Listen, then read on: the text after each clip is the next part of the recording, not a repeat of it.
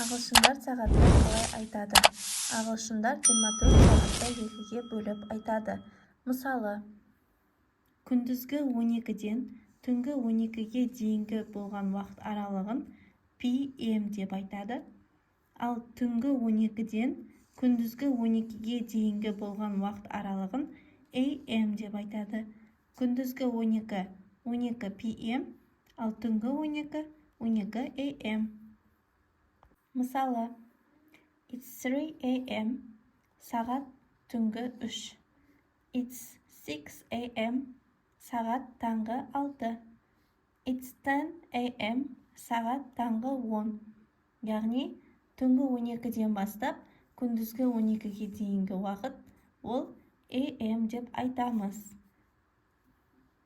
It's 3 PM, сағат күндізгі 3, яғни 15:00. It's 6 PM, сағат кешкі 6, яғни 18:00. It's 10 PM, сағат кешкі 10, яғни 22:00.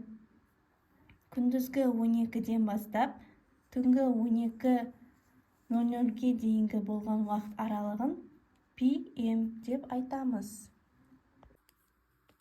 O'clock, сағат, half, жарты, яғни 30 минут, quarter, ширек, яғни 15 минут, past, кетті, to, қалды. Мысалы, what time is it? Сағат неше болды? It's 7 o'clock. Сағат 7 болды. 5 past 7. 7-ден 5 кетті. 10 past 7. 7-ден 10 кетті. Quarter past 7. 7-ден 15 кетті. 20 past 7. 7-ден 20 минут кетті. 25 past 7. 7-ден 25 минут кетті. Half past 7. 7:30 болды. 25 to 8. 8-ге 25 минут қалды. 20 to 8. 8-ге 20 минут қалды. Quarter to 8. 8-ге 15 минут қалды. 10 to 8. 8-ге 10 минут қалды. 5 to 8. 8-ге 5 минут қалды. 8 o'clock. Сағат 8 болды.